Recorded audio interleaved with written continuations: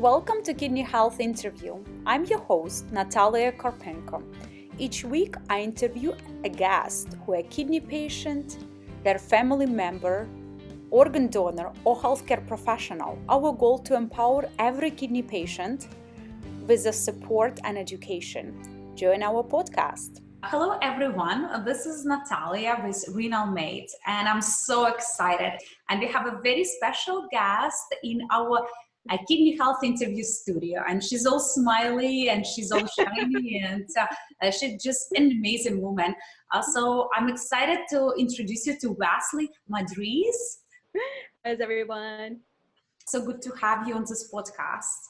And it's been, I think, a year since we connected on social media, and our team started following you on Instagram, and your story, Miss Nicaragua. Yes. So I'm really excited to learn about your journey as a kidney patient, your journey as a role model for so many patients and women out there who promoting positive body image. So bringing your beauty and your brains into this world, and inspiring so many people in the communities in California to actually follow you on Instagram. So welcome to the podcast.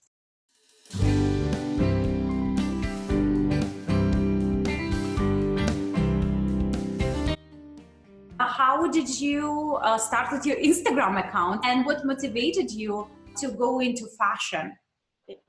So I had my Instagram for a long time, even before I got diagnosed with kidney disease. That I've always wanted to do fashion, pageants, especially pageants. But I never had that little push to go and do it. And then 4 years ago, I was diagnosed with kidney disease. And when I got diagnosed, I was already at stage 3. And at the time, I really didn't know what it was. I was just like, okay, I have kidney disease. I don't know what it is. I didn't think, kidney failure or anything like that. And the doctor was like, eventually your kidneys are gonna fail. And she just started explaining to me what was going on, and I was like, okay. I'm like, okay, that's fine. Like, there's nothing I could do. I'm at stage 3 already, and I just gotta keep living my life. So then the year after, I had 2 biopsies done in January and in December, and that determined I had 2 autoimmune diseases, IgA Nephropathy and FSGS. And I started with a biopsy in January, ended with a biopsy in December. So that year, we were just trying to figure out like what was going on, and I'm so young, and we're not supposed to get this when we're young. And the year after, I decided in 2017, I decided to register to be in a pageant for Miss California, United States. Yay, that's amazing. And on my Instagram, when another director from another pageant for Miss Creator in an Empire, she reached out to me and she asked me if I wanted to be in her pageant. And it was like 2 weeks before the pageant. So I went to go get a swimsuit. I went to go get a gown. And it was just a fun day. Every time I go into pageants, I don't go in it to win. I think it's just for me the experience of it all and getting cute, obviously. And that's where I learned to, do my makeup. I made a lot of friends. I was able to talk about, kidney disease and it being my platform, and showing others that I'm at stage 3, you could still do it, And after that, I just kept doing pageants with California and just these other ones. And I started doing modeling, runways, and it's been great since then. Wesley, I just admire this beautiful, charming, and radiant smile you have. Thank you. And it sounds you went through a lot of hardness, but somehow you embrace your journey and you took a different turn that many Yeah. people take. And you actually decided to do way more that you used to be doing prior CKD diagnosis. Yeah.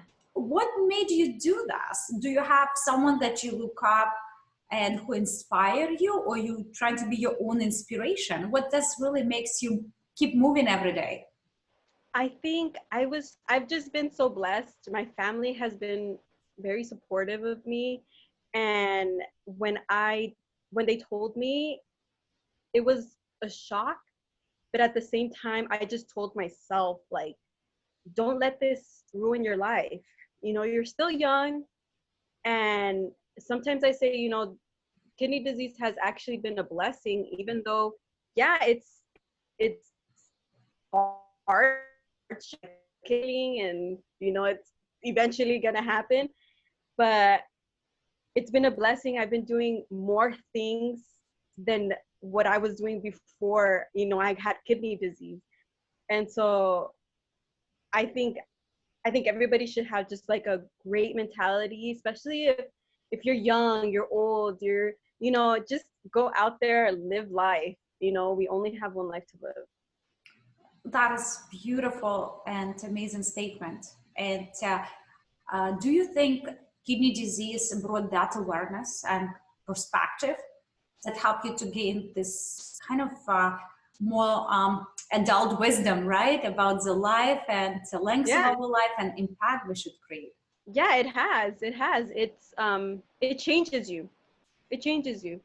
I'm not gonna lie, it's been hard. Um, and and sometimes you have those moments where you like break down and you just don't want to keep going. But I think my parents have given me just such strong support, and the way they are as well. The I've been brought up just really well, and my mentality has just been really strong. And so for me, being diagnosed, it was something nobody expected. It doesn't run in my family. My parents are healthy. They don't even have high blood pressure, no diabetes, no nothing, And so it was just like, okay, we're going to come together. We're going to be strong. And, doing my pageants and everything, it's great to see them as well, like enjoying the things that I'm doing with me. My last pageant, my parents and I, we went to Miami, so it's been fun. Yeah, it sounds the support system and Yes. the care and love you receive from your parents is something that you are bringing back to the world through the work that you do. So Wesley, we will talk more about your pageant work and we'll talk more about it. All the impact you create with your existing projects. But let's start from the beginning and the time before the diagnosis, where you were living, what you were doing, what you were up to, and how did the kidney CKD diagnosis may change the direction of your career or the way of how you were living at that time? Yeah. Okay. So in 2014, I graduated from nursing school. I took my boards. I didn't pass. So I started working as a nursing assistant in 2015. And for fun, just for fun, I decided to check my blood pressure. Just for fun. And my blood pressure was 187 over 110. Insane. And at the time, I was like, I was working night shift. And usually night shift, your blood pressure goes up, and because you're working nights and you're supposed to be sleeping at night. And then I went to go check it on my other coworker, and it was fine. So I was like, I don't know what's going on. I would go home, I would have these really bad migraines. But then I didn't think anything of it because I used to suffer from migraines since I was 9 years old. I was little. But these migraines started getting worse and worse and worse. And in May of 2015, I got my first UTI. And I had a fever of 104 degrees. The doctors were saying like, you're really sick, but they didn't tell me you have kidney disease. You know, women usually are more prone to having UTIs. And so I didn't think anything of it either. And months after, I kept having more UTIs. So then the migraine started getting worse. So I went to my primary doctor and I was like, you know, I have really bad migraines. I don't know what's going on. Can you do an MRI just to check to see if I don't have anything? And she's like, okay. They checked my blood pressure 8 times. It was 150 over 110. They asked me if I was anxious. I was like, no, I'm not anxious. It's whatever, you know. And she was like, okay, but your blood pressure is too high. So she did some blood work and she called me up. She said to come in and she told me I was at stage 3 already. So this was after your blood work. So blood work helped to detect. Yeah. And did you know anything about kidney disease at that time? I learned it in nursing school, but usually, you know, nursing school, they go more deep into cancer, you know, all the cancers and just different types of diseases. But I didn't really think anything about like kidney disease and, you know, but I knew about it, not so deep into it or how you get it. And so after my diagnosis, she sent me to a nephrologist, and that's where, you know, the doctor, she was like, we have to get biopsies done and we have to see like what's going on. And so that's where they determined that I had the 2 autoimmune diseases, IgA nephropathy and FSGS. So Wesley, with this additional diagnosis of autoimmune diseases, were they the cause of kidney disease? That's what doctor diagnosed you? Yes. They said that those 2 autoimmune diseases were attacking both kidneys. And so I said, okay, like, what do we do next? What am I supposed to do now, you know? Yeah, I mean, it seems like you have this go-getter personality. So you just present and you like, what's the next plan? What's the next step? Yeah, well, I mean, I can't, you know, when you're diagnosed, you can't stop living. You have to keep going. Like you have to get that positive mindset in yourself, believe in yourself, and, you know, do everything you can to save your kidneys as much as possible. Yeah, and you know, even talking with you, I just feel already I'm more positive and really a better day. You have that incredible personality and positivity, and even such a shocking diagnosis changed the way how you would look at the world and act. So you mentioned you received, besides CKD, another diagnosis about 2 autoimmune diseases. And what was your treatment plan for autoimmune diseases to actually manage your health and then deal with CKD? So after they diagnosed me, they didn't really put me on anything, nothing. I didn't know that there was other medication out there to stop your immune system. And until I got back from Miami, from my last pageant, my kidneys were already at 19%. And they started giving me prednisone, the devil drug, the worst drug ever.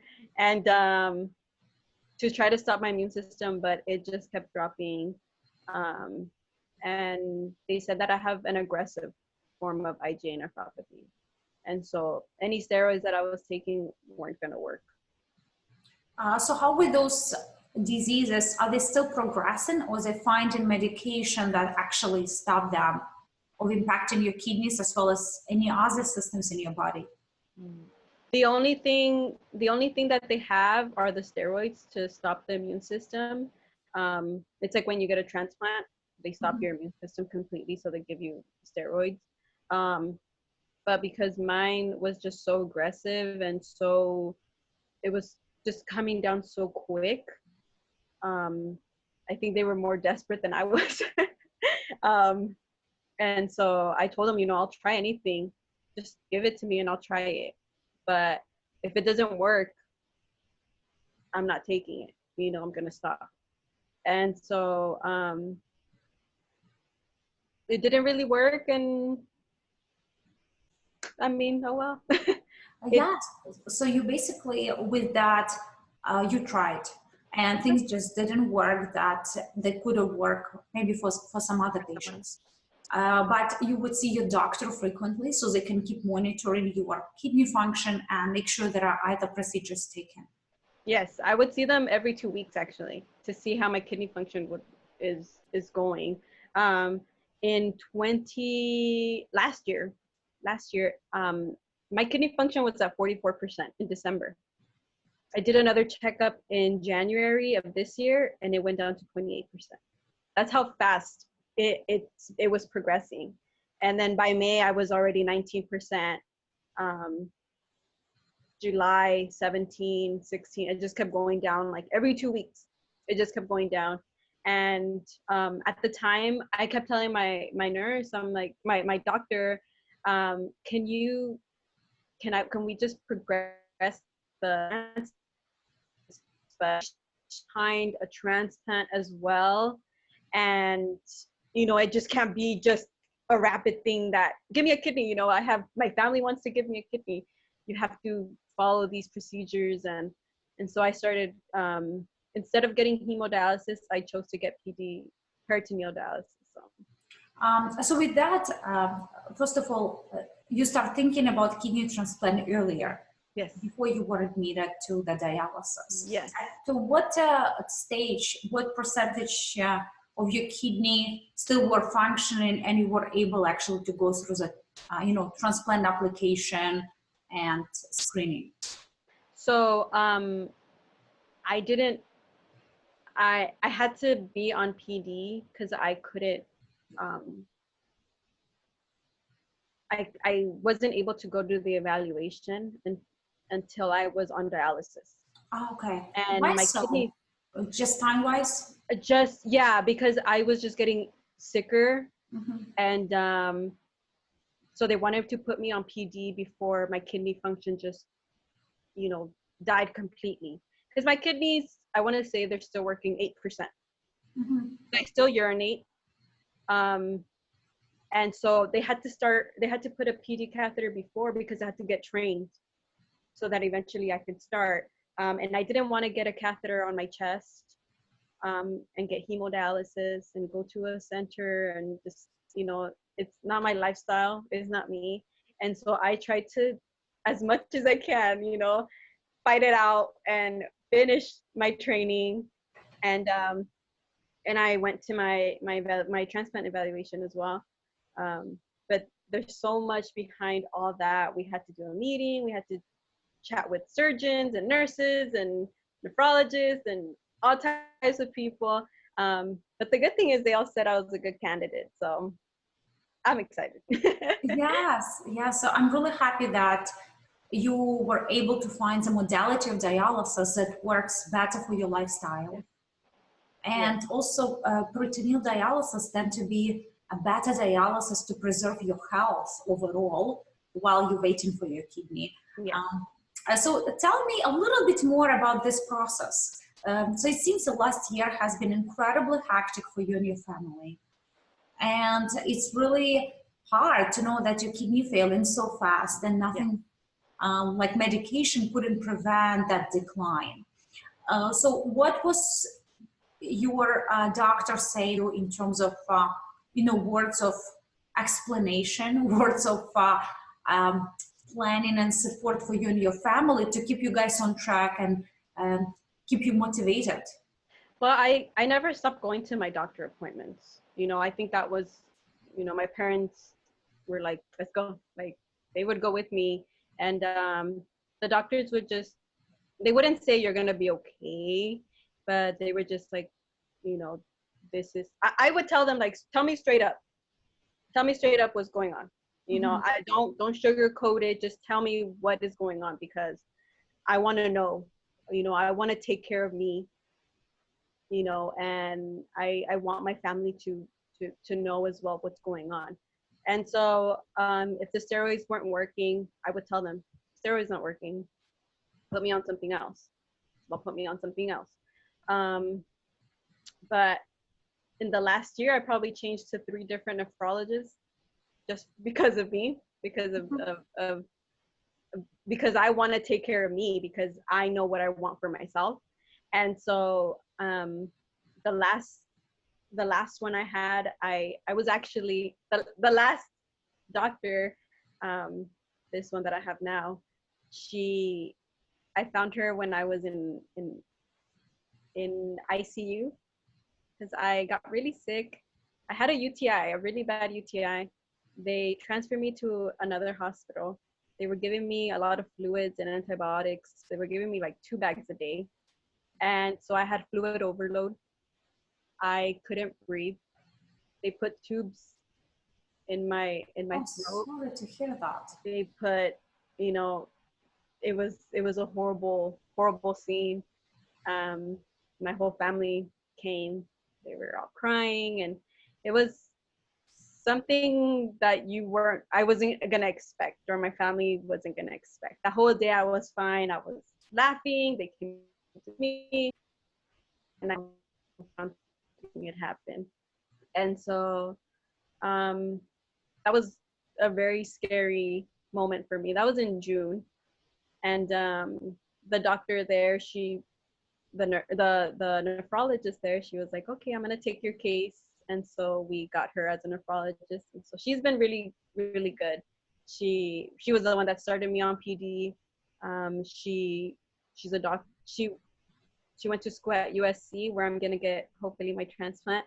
And so she sent all the paperwork over there, and she's just trying to help me out as much as possible. Yeah, Wesley, it sounds wonderful. Finding the right doctor, Yeah. someone who understands you and supports you, and also thoughtful about the ways how you see yourself on dialysis, and getting also to the transplant and supports your vision. It's so important. And I think that's really important for all, patients, kidney patients, cancer patients that have any type of diseases, to find a doctor that you like, or else you're not going to have like a good communication with that doctor. I think that's part of yourself and how you want to be treated. And so I encourage, others to, if you don't like your doctor, yeah, of course, you could look for someone else. I had to change mine 3 times, just for my sake. Yeah, so actually, I would like your advice specifically on some people in our audience who maybe seeing their nephrologist in CKD or already on dialysis. How do you see the red flags that things don't work with a doctor in a communication, maybe in management? What things would be obvious to you that is not good care from the perspective of the patient?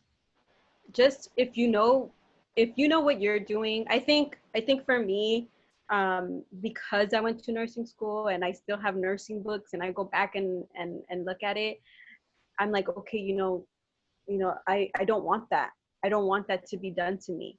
You could say no, but if they keep insisting, be like, no, like I don't want it, or just whatever the case. Even if a doctor talks bad to me, I'm like, I'm the patient. I want to take care of myself. You don't have to talk to me that way. If you keep talking to me that way, just those kind of things. Could you bring some examples? Because I feel like, you certainly have advantage going through the nursing school and have more knowledge about healthcare system, relations between patients and doctor or medical staff. However, a lot of patients, they have this gap of knowledge, not really knowing medicine, and then they're frightened necessary to address some of their concerns. So what are the key for care do you see that have to be met for kidney patients? Like communication, description, education?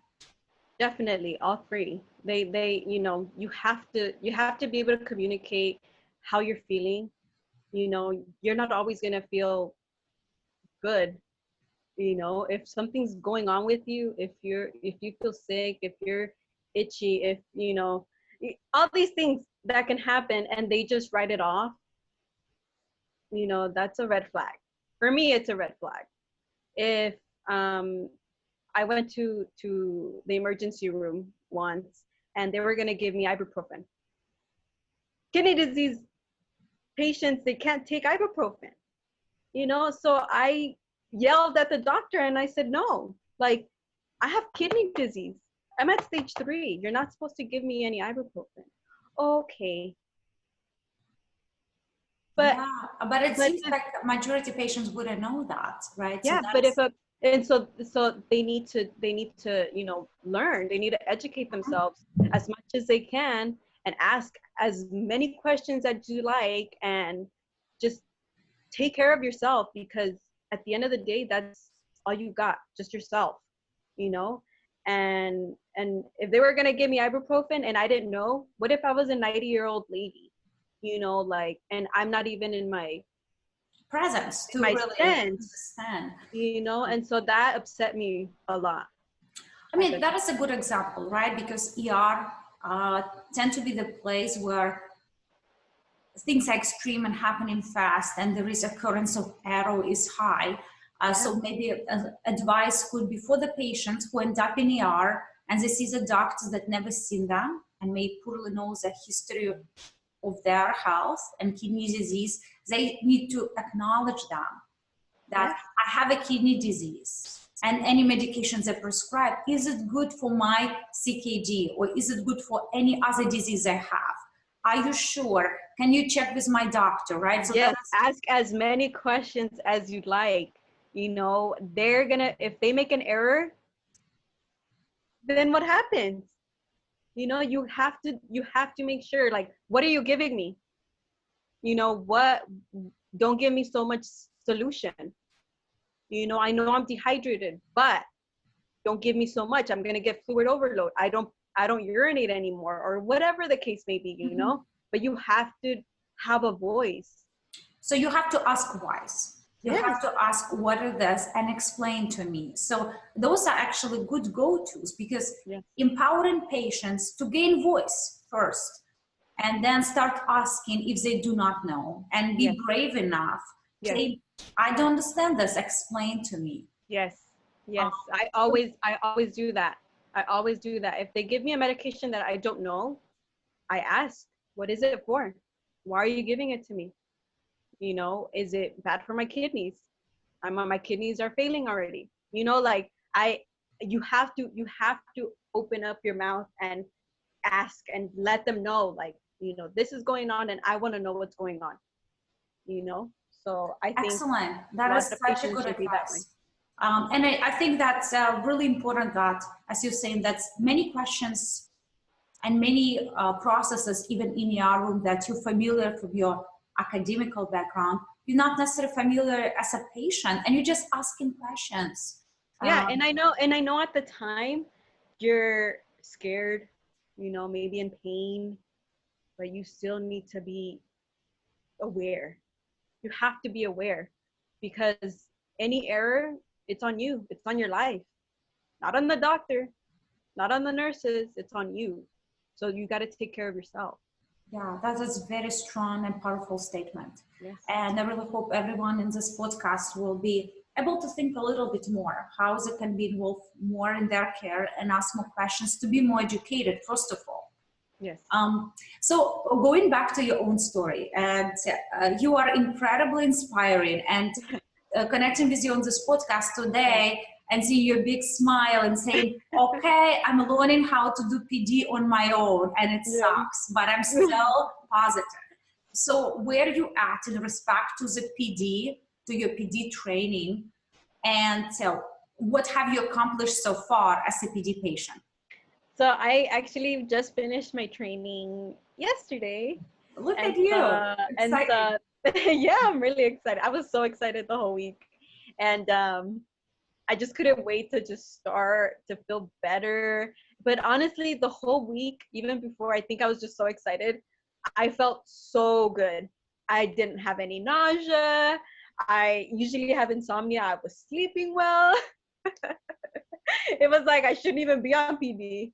But yeah, it's just, yesterday was a horrible day, but you know, it is what it is. There's gonna be horrible days and things are gonna happen, but today's another day. Why it was horrible day? What did happen that made it horrible? Because it sounds like for you, you don't ever have a horrible day. And if it happened, you still gracefully would just say, it's fine, it's a good day. Well, yeah. I got air inside my peritoneal cavity, and so when you get air in your peritoneal cavity, it goes to your right, like on your chest, your whole arm, and so it starts hurting. It feels like you're having a heart attack. It just feels horrible, and it started hurting on my side. It felt like I was running up a mountain, and it was just horrible, and I couldn't sleep, and then I had to wake up. I didn't have any more of the caps to put in my catheter, so I had to be connected to my bags, and it was just a whole mess yesterday of just messiness. And my parents had to go get me caps from the dialysis center. They had to bring me back at 6 in the morning. I had to do another exchange this morning. I got air like again, and yeah, but now I'm feeling better. So it seems everything is a part of the learning process, how to use the peritoneal dialysis. Yeah, and my mom came upstairs, my sister came upstairs. They're like, it's your first time by yourself. They're like, just relax, because usually I'm very like hard on myself, and I want to do everything correct. And I just finished training, and so for me it was like, okay, I'm gonna do this, and I was so excited. I'm gonna do it by myself, and this and that, and then everything just went down the drain slowly. And so but then my mom came in. She's like, it's okay, it's your first time, like relax, you're gonna be okay. Now you're gonna know, make sure you open the other clamp and this and that. And so I was like, yeah, you're right, okay. So Wesley, like, I'm just gaining your mindset of positivity, and I can see two great things happening. So one thing is peritoneal helping you to start feeling better and removing that toxicity and tiredness, and now you're full of beans and full of energy and ready to rock. And the second part, it seems that modality of dialysis allows you to gain control of your life back, right? So it seems you're very empowered, because certainly not so many people would be excited about peritoneal itself, but you're incredibly excited about the things that you can manage in your day and have a normal time on the time outside. I think I was just so excited that my nausea was gonna go away. My nausea was gonna go away. I wasn't gonna have any more pain. My insomnia is gonna go away. I can go back to doing photo shoots. I can go back to doing shows. I can go back to doing everything I want. And so I think just trying to manage how many exchanges I do during the day, and how that will work when I start getting a job and stuff. And so but I always try to stay as positive as I can, and just figure it out as I go. So tell me a little bit more specifically about this transitional process, because it takes some time from selecting dialysis modality, learning about different modalities, going through training, and then being ready to do it on your own. So how long did it take time-wise, and also how much effort did it take you to go through this? So when I got diagnosed, I started remembering a lot of things that I learned in nursing school, and I saw a lot of patients that were on hemodialysis. And going back to that, I thought to myself, I don't want to be like that. I don't want to be in a bed, stuck in a bed for hours and hours. And at the time, I didn't know there was different types of dialysis. And the doctor, she explained to me how they both work and which one would be better for me. And she said that a lot of younger patients, if they're not really, really sick, they'll go towards peritoneal dialysis because it's more, one-on-one with yourself. You don't have to go to a center. You do it at home. You can still live a life. You can go to work, come back, drain yourself, do another exchange, and then just leave the water inside your stomach, go back to work, or do, everything you want to do. And so it's also good for your heart. so it doesn't affect your heart as much as hemodialysis does. And my favorite part is you can eat more. You can eat more things that have potassium and phosphorus in it because you're doing dialysis every day, not like hemodialysis. You do it 3 times a week. And so I think that was, when she was explaining to me, that was my choice, my first choice. So basically, with pro and cons, you saw that peritoneal dialysis was matching better your lifestyle, yes, and expectations you had for. Yeah, You know, it was calling my name. It was saying, "You're gonna get PD." That's great. So when you learn then that PD exists and something like this you can manage on your own, did you have a chance to talk with any PD patients or go and meet some people who are going through PD, so fully understanding that? I didn't. I had never seen a patient with PD, and for me it was a first time. When I started learning about it, I was working as a phlebotomist in my job, and there was that he had PD, and I was like, maybe it's a sign that I need to get it, because usually you don't meet a lot of PD patients, especially at your job. And so he was explaining to me, like, it's better, and you get to go out and do more things and eat more things, and I think that's why I decided, PD was my go-to for me, for a young patient. So it's interesting you mentioned that meeting someone in PD actually made you a little bit more open to this idea, or more excited about the idea. So how old this person was, and was he working or was he a patient? He was a patient. I was drawing his blood. Mm-hmm. And I was just explaining to him, like, oh, I have to choose dialysis. I don't know how the conversation started, but he pulled up his shirt and he's like, look, I have PD and I have my liquid inside and I'm still coming in and getting my blood work done. And I think that opened my eyes to seeing, okay, you can still go out and do stuff. You don't have to sit down in a chair for hours and hours on end, and you could do dialysis, go back home, drain, exchange again, and then go back out and, do whatever you need to do. Go to the photo shoots, right? Go anywhere, do whatever you want. Go on a date, for sure. Yeah. So Wesley, I spoke with some other patients about this, and it's amazing. There are so many CKD and ESRD patients around us, but we speak so little about kidney disease in general that very often people don't speak up and they not necessarily share that I have a kidney disease and I'm PD or I'm hemodialysis, I'm post-transplant, but when someone's sharing with them, they're open to share their own story.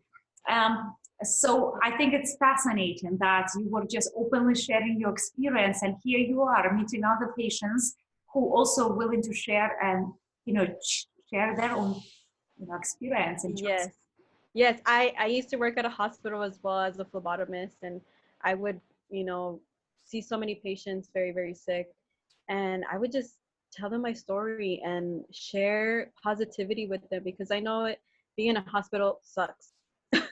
I know it sucks. And so just to tell them, it's going to be okay. You're going to be okay, and just tell them, look at me, I'm working. I have stage 4 kidney disease and I'm still working, and I'm still, I came in at 5 a.m. and I'm still going, And so I think for me, it's always been like that. Like, I really want to share my story and share it in a positive way, because there's a lot of people that share it in a negative way, and they're like, I have kidney disease and I don't want it, and but you never know, it might be a blessing to you, a blessing in disguise, just like it was to me. Yeah, I really like that part that you certainly have approach of the caregiver and nurse when you're approaching other patients, and almost you know that you are the role model for many patients, the way how you take your take on this situation and this disease. So that's why for my pageant life, that was my platform, because I needed to be that voice for others as well.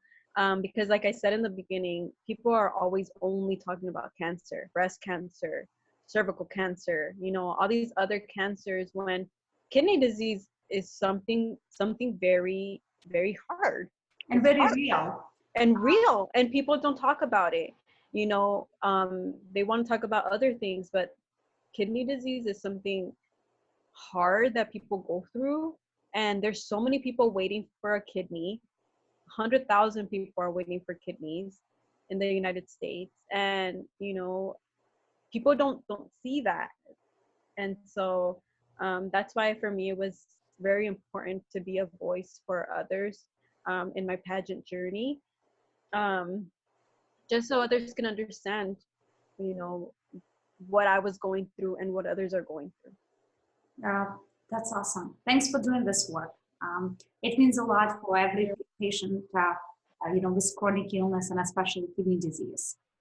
Seeing such a beautiful person and such a wonderful person speaking about kidney disease, especially in the beauty events and in places where awareness usually not shared enough on hardness, but bringing that power, that inner strength can certainly help to overcome the hardness of chronic illness and bring something great to the world. Yeah. And a lot of patients, like for me, I think just getting ready, just putting on makeup, you feel different, and as a CKD patient already in kidney failure, there's some days that you don't want to get up. There's some days that you don't want to put makeup on. You don't want to do your hair. You don't want to do anything.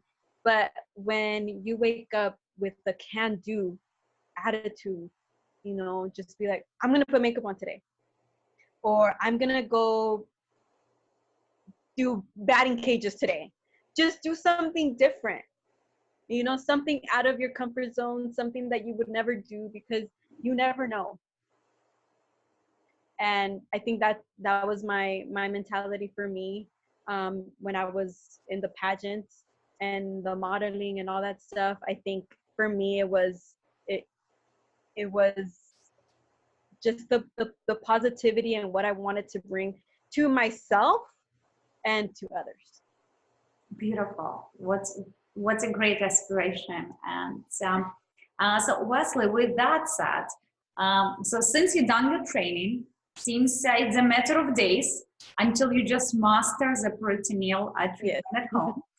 So what's the next steps for Wesley on the beauty pageant in modeling? So what's your goals and what's the biggest badass dream do you have? So for me, I'm hoping, on the 23rd of this month, I'm having another photo shoot, mostly because I want to show that peritoneal and kidney disease are not stopping me, and so I want to do a photo shoot with my catheter. At first I was a little hesitant, cool, but it's awesome. I was a little hesitant, but I want to show others you can still be beautiful even having your catheter, and I know a lot of women, they see their stomach, trust me, that was me in the beginning, or men, they see their stomach and they're like, I don't want this in my stomach, I don't want it there.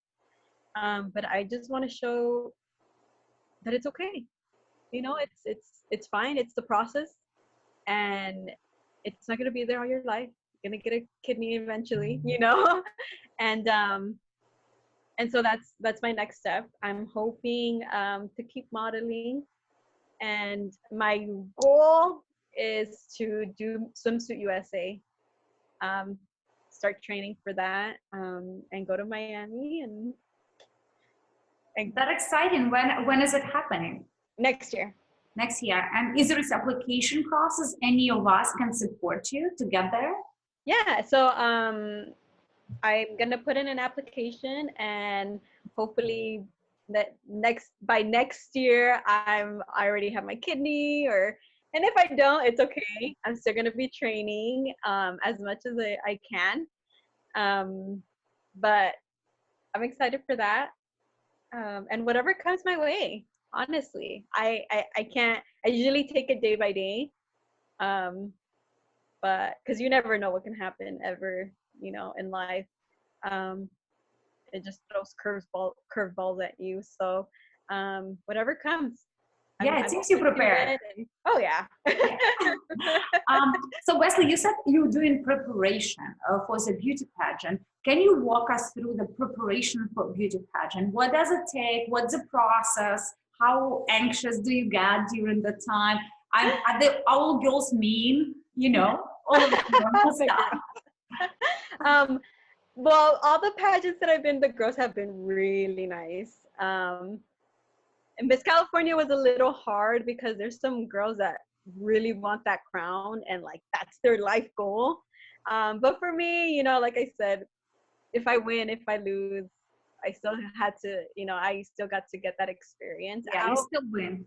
Yes, and preparation was always a good size for myself, so I don't really eat or do exercises or anything like that.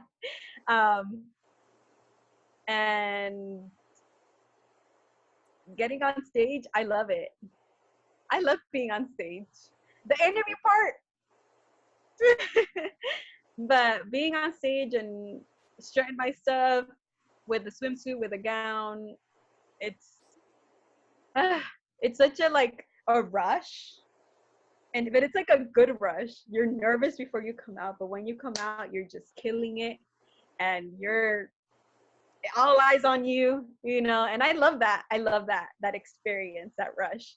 Yeah, that sounds so much fun. Like all this attention, all the spotlights, and besides all of the beauty you bring to the stage, you bring your mission, and you know what you're coming with, and Yes. you have so much to offer to the world with fighting for kidney disease, fighting for happiness and joy, and it's awesome. So keep us posted. We would love to see how we can support you in any way. Maybe some voting involved, or sharing some of your posts and upcoming events. So some patients can just come to this beauty pageant events and see you in person. Yes, for sure. That would be awesome. That would be awesome. I know that you're a badass woman, and besides the pageant and peritoneal training and living your life, you have other things you do in life, like your career, your school, your friends and family, love life. So tell me more about it. How do you manage that, and what's the goals for this and the next year for you? I started my job as a phlebotomist in January. I did have to quit in May, but I am planning to go back hopefully soon after I get prepared and learn how to do the peritoneal dialysis better and not get air in my lungs. And friends, they're always coming to visit me. They're always supporting me as well. And everything I do, always texting me and telling me you're gonna rock this, and just excited for my whole journey in my kidney disease journey and my pageants and my modeling and all that stuff. And I get so many beautiful messages like you're such a strong woman, and I think that also keeps me going as well, because it's showing others, and it's actually, I'm actually portraying it in my Instagram and my Facebook and everything, that how I am very strong, and it's real. What I'm going through is real, and it's not something I'm making up. It's something I'm going through, and to show others that even if you get diagnosed with something, you can still keep going. And I think I love getting those messages, and people are just cheering me on from the sideline, and I love it. I love it. That's amazing. So with a few other questions I have, specifically knowing that a lot of kidney patients who are going through the renal replacement therapies always this plan what's next.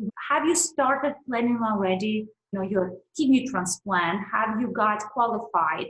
And how that process going on your side? So September 18th was actually my evaluation for a kidney transplant. And that day we had like a meeting with all the other kidney disease patients that are trying to get a transplant as well. They gave us so much information about how many, patients need a kidney, how many patients are on dialysis.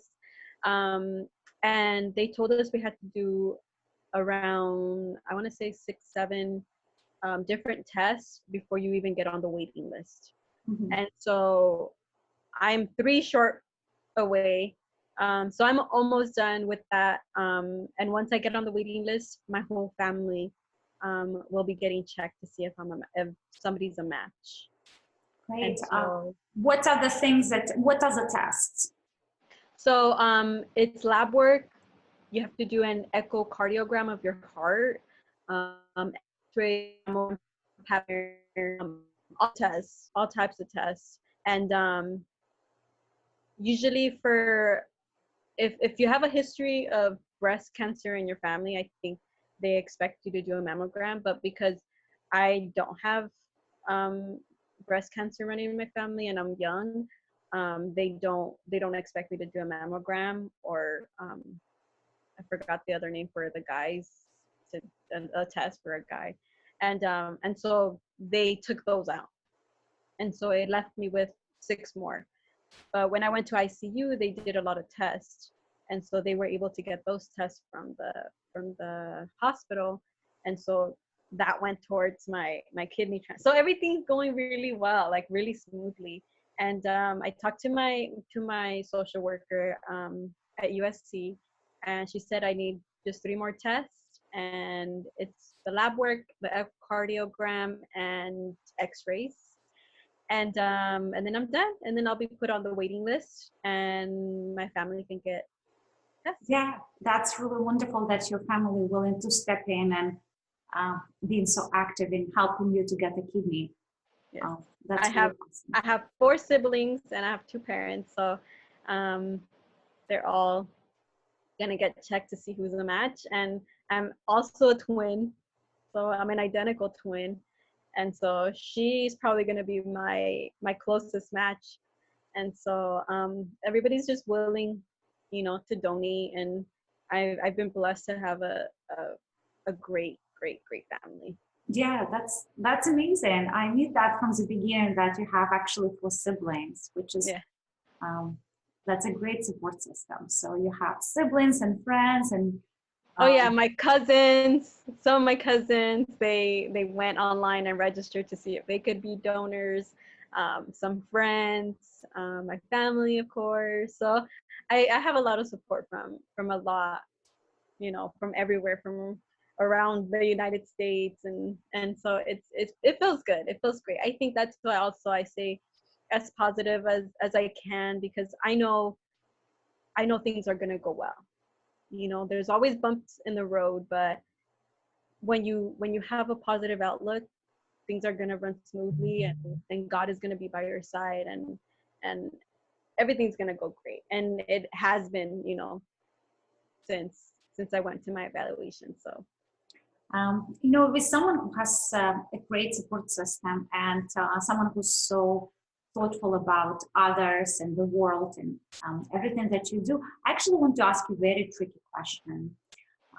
So we have many patients that you said who are waiting for kidney transplant. And some patients may be less fortunate having a support system or large family to be able to get the family tested. Do you have any advice for people who might just at the beginning of their journey and realizing they need kidney transplant? How can they reach out to their family and loved ones in a comfortable way and acknowledge them that there are options for them to participate in testing for kidney? Because usually people have a lot of resistance and they're scared to actually even acknowledge loved ones about it. Yeah, I think you have to take the reins on your life. You know, if they say no, they say no. But keep campaigning, keep doing, you know, keep doing what's best for you, and something's gonna come up eventually, you know. And if you have to talk to your family, your siblings, you know, do it, and ask them. Maybe you could be a match. You know, you probably won't be, but if you can just get checked to see if you are, um, just come with a loving, you know, heart, and just ask. You know, there's nothing wrong with asking. If they say no, then they say no. If they say yes, then yay, you know. But and I know I've seen a lot of patients struggling, you know, with family situations. Um, but sometimes when you're in a bad situation, it could also be a blessing in disguise, and it could bring your family together. You know, you guys, you know, go back to being closer, and you know, you might be mad at your brother, but you come in and you ask them, you know, I need a kidney, can you get checked? You know, they might say yes. So you never know, you know, just ask away, um, and mend those broken fences, you know. um, a family's always all you have. And so I think, I see it in a different way, because my family we are very tight knit and close. And you know, as soon as they said you have stage 3 kidney disease, everybody was like, I'm gonna give you a kidney. I'm gonna give you a kidney. I'm gonna give you, you know, like, so I've been very fortunate to have this family. And so I think you never know. You never know with your family. Even if you're mad at your brother, your sister, your mom, your dad, you know, go for it and ask. There's nothing wrong with asking. Yeah, such a great advice. Thank you so Yeah. much. I knew it's not going to be easy, but Yeah. it's never easier. You know, in kidney disease, everything takes Yeah. a lot of work. It does. There is certainly a word, winning your power back, winning your life back, and eventually getting transplant and getting back to the new normal. Yay. So Wesley, just something I would like you to share with our audience as a kidney patient, someone who went through all this journey, realizing the values of life, the values of being positive, building support around yourself, and having loving family. What would you recommend for any patients who are just newly diagnosed with CKD?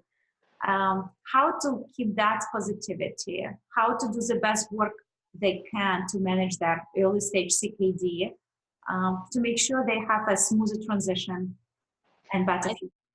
I think the advice I would give to somebody that just got diagnosed is make sure your mental health is strong, you know, and that you have a support system. It doesn't have to be your parents, your family. It could be a friend. You know, it could be whoever you think is important to you in your life. I think it will, you know, make vision with kidney disease easier. Um, it's gonna be hard. You know, I'm not gonna say it's gonna be easy, because it's gonna be hard. There are gonna be times where you just want to break down and give up, but don't give up.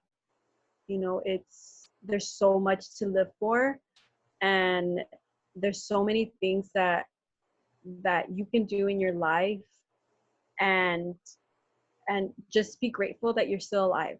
You know, just be grateful. You know, your family's here. Go for it. Go do what you've been wanting to do all your life. Go jump out of an airplane. Go whatever, you know, do whatever you want. Don't let it stop you. Like I said, it's going to be hard, but that's life. It's not, you know, even without kidney disease, without, you know, any disease, life is hard.